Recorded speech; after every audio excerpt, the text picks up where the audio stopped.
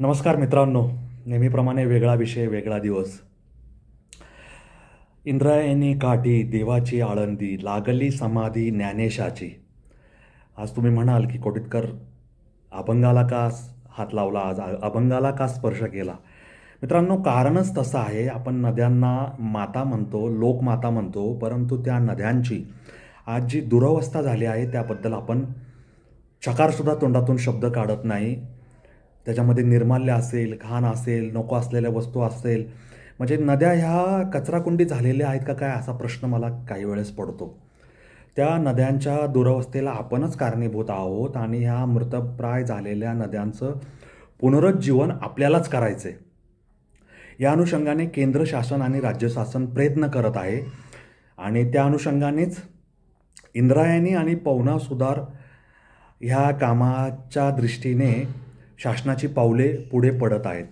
आता इंद्रायणी जी ही नदी आहे ती 87 किलोमीटरचा तिचा पूर्ण पुण्यापर्यंतचा पट्टा आहे आणि पवना ह्या नदीचा साधारण 35 किलोमीटरचा जो टप्पा आहे त्या टप्प्यामध्ये हे काम मार्गस्थ होणार आहे.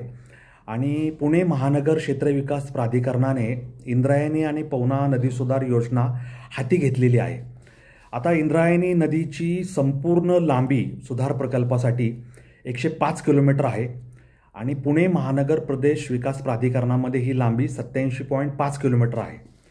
पिंपरी चिंचवड महानगरपालिकेच्या हद्दीतली लांबी 18 किलोमीटर आहे आणि ह्या इंद्रायणी नदी सुधार प्रकल्पाची किंमत 671 कोटी आहे.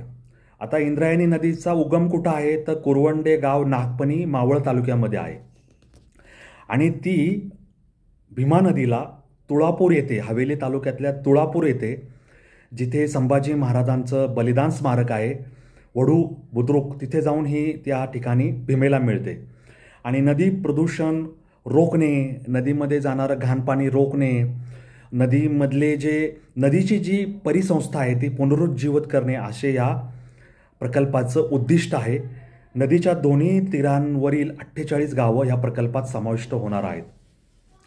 ह्या संपूर्ण टप्प्यामध्ये लोणावळा असेल, तळेगाव दाभाडे असेल आणि आळंदी ह्या 3 नगर परिषदांचा समावेश आहे. आणि शिवाय देहूरोड येथील जे कॅन्टोन्मेंट बोर्ड आहे, ज्याला कटक मंडळ म्हणतो, त्याचासुद्धा ह्या नदीच्या टप्प्यामध्ये समावेश आहे. 15,000पेक्षा जास्त लोकसंख्या असलेली 3 गावं ह्या टप्प्यात येतात. ते कुठलं तर कुसगाव, खडकाळे आणि इंदोरी. आणि ह्या सगळ्या टप्प्यामध्ये 39 STP सीवेज ट्रीटमेंट प्लांट, सांडपाणी प्रक्रिया केंद्र बांधली जाणार आहेत. आता पवना नदीचा विचार केला तर त्याची एकूण लांबी 60 किलोमीटर आहे. पुणे महानगर प्रदेश विकास प्राधिकरणातील लांबी 35 किलोमीटर आहे. पिंपरी चिंचवड शहरातला जो भाग आहे तिथं त्याची लांबी 25 किलोमीटर आहे आणि ह्या प्रकल्पाची एकूण किंमत 218 कोटी आहे. ह्या पवना नदीचा उगम कुठं होतो तर कोळे चापेसर मावळ तालुक्यामध्ये होतो. नदीच्या दोन्ही तीरांवरील 54 गावं या प्रकल्पाअंतर्गत आहेत. दोन्ही तीरांवर उभारण्यात येणाऱ्या STPची संख्या 15 आहे. 7 STP डाव्या तीरावर, 8 STP उजव्या तीरावर, असं ह्या इंद्रायणी आणि पवना सुधार नदी प्रकल्पाचं काम आता मार्गस्थ होणार आहे. आणि याच्यामध्ये स्थापत्य अभियंत्यांची, पर्यावरण अभियंत्यांची अत्यंत महत्त्वाची भूमिका राहणार आहे. पवना नदी सुधार प्रकल्पाचा DPR 4 फेब्रुवारी 2025 रोजी राज्य शासनाच्या पर्यावरण विभागाकडे देण्यात आला आणि तिथून पुढे तो NRCDकडे, केंद्र शासनाच्या, म्हणजे केंद्र शासनाचे जे नदी सुधार किंवा नदी पुनरुज्जीवन प्रकल्पाचा जो महामंडळ आहे त्याच्याकडे हा मंजुरीसाठी गेलेला आहे. आता आपल्याला लक्षात घ्यायला हवं की नद्यांना आपण लोकमाता म्हणत असलो तरी त्याच्यामध्ये सांडपाणी, कारखान्यातून टाकून दिलेलं टाकाऊ पाणी, इतर काडी, कचरा, घाण सगळं जाऊन त्याच्यामध्ये मिसळतं. नदीवर जलपर्णी उगवते, नदीच्या पाण्याला दुर्गंधी येते, त्याच्यामध्ये जलचर जिवंत राहू शकत नाही, विषारी होतं ते पाणी. ते शेतीसाठी सुद्धा वापरलं जाऊ शकत नाही, इतकं ते घाण झालेलं असतं. त्याच्या पाण्यावर फेस येतात. म्हणजे महाराष्ट्रातल्या, भारतातल्या अनेक नद्यांची ही परिस्थिती आहे आणि ही परिस्थिती सुधारण्यासाठी आपल्या अभियंत्यांनी आटोकाट प्रयत्न करायला हवेत. आपण अभियंता दिनाचे 2 भाग तयार केले. त्याच्यामध्ये एक जलसंपदा विभागाचा खडकवासला धरणावरील मुठा उजवा कालवा भूमिगत करण्याचं जे काम आहे त्या कामाबद्दल चर्चा केली. दुसऱ्या भागामध्ये आपण सार्वजनिक बांधकाम नांदेड मंडळाचे अधीक्षक अभियंता डॉक्टर सलीम शेख यांनी जे संशोधन केलं की रस्त्याच्या कडेने जे पाणी वाहतं त्या पाण्याला शोषखड्ड्यामध्ये आणून जमिनीत मुरवलं तर आजूबाजूच्या बोरची म्हणजे कूपनलिकांची विहिरींची पाणी पातळी आपण सुधारू शकतो आणि जो जलस्तर खाली गेला आहे तो जलस्तर वर आणू शकतो. अशा पद्धतीचं काम त्यांनी संशोधित केलं आहे. ते पेटंट मिळवण्याच्या टप्प्यात आहे. आणि आता आपण हे तिसरं स्थापत्य अभियांत्रिकीचे महत्त्वपूर्ण काम की ज्या कामाची एकूण किंमत ही साधारण 800-900 कोटी रुपये आहे आणि ज्याच्यामध्ये पर्यावरण अभियंता, स्थापत्य अभियंता, त्याच्यामध्ये संकल्पन करणारे, STPचं संकल्पन करणारे, हायड्रॉलिक संकल्पन करणारे, RCC संकल्पन करणारे अभियंता या सगळ्यांची अत्यंत महत्त्वपूर्ण भूमिका आहे. आणि नदी सुधारल्यानंतर नदीच्या आजूबाजूची जी जैव आणि जीवसंस्था आहे ती सुधारण्यास मदत होणार आहे.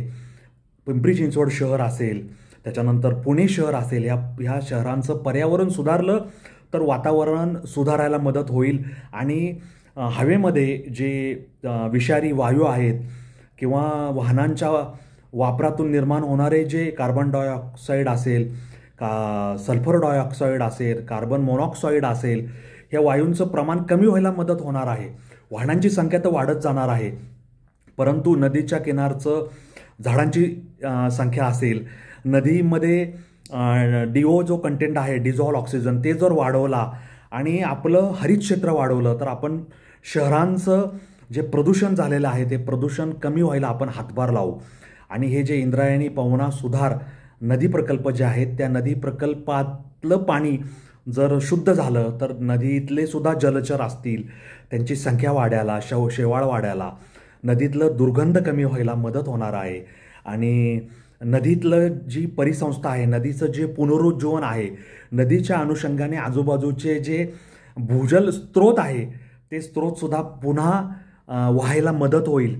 नदीतलं पाणी स्वच्छ असेल तर आजूबाजूतले जे भूजल पुनर्भरणाची प्रक्रिया आहे ते व्हायला आणि पुण्याच्या पुढचा जो ग्रामीण भाग आहे तिथल्या शेती क्षेत्राला पाझर लाभून चांगल्या प्रकारचं भूजल उपलब्ध होऊन शेती विकसित व्हायला सुद्धा मदत होईल. शेतकऱ्यांचं उत्पन्न वाढायला मदत होईल, त्यांचं जीवनमान सुधारेल.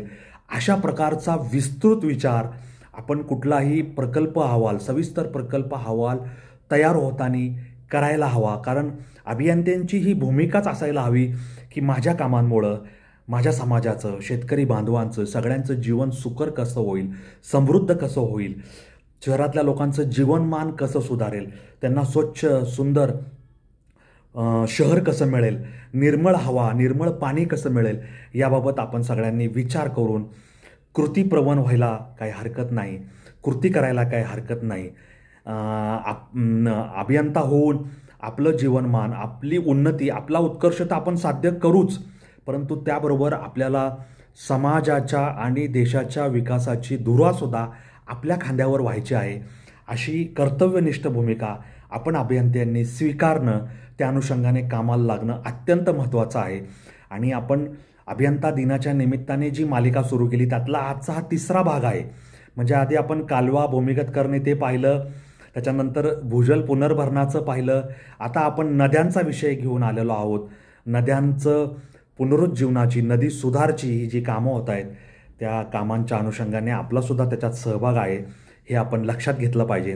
आणि असेच नदी सुधार प्रकल्प सांगली असेल, सातारा असेल, कोल्हापूर असेल, अहमदनगर असेल, ठाणे असेल, अंबरनाथ, बदलापूर, मुंबई असेल, नाशिक असेल, छत्रपती संभाजीनगर असेल, वाशिम असेल, अमरावती असेल, नागपूर असेल, नांदेड असेल, परभणी असेल, बीड असेल, अहिल्यानगर असेल, सर्वत्र राबवणं गरजेचं आहे असं मला वाटतं. तुम्हाला काय वाटतं तुम्ही कॉमेंट बॉक्समध्ये लिहून मला जरूर कळवा. आपला हा चॅनल जास्तीत जास्त लोकांपर्यंत, समविचारी लोकांपर्यंत पोहोचवा. या वाटेवरील वाटसरू व्हा, वारकरी व्हा असं माझं तुम्हाला अभियंता दिनाच्या निमित्ताने आर्जव आहे, सांगणं आहे, विनंती आहे. त्यामुळे आपला व्हिडिओ मित्र सुरेश मुरलीधर कोडितकरला रजा द्या. धन्यवाद. जय हिंद, जय महाराष्ट्र, वंदे मातरम, जय श्रीराम, जय जगन्नाथ, जय सनातन. धन्यवाद.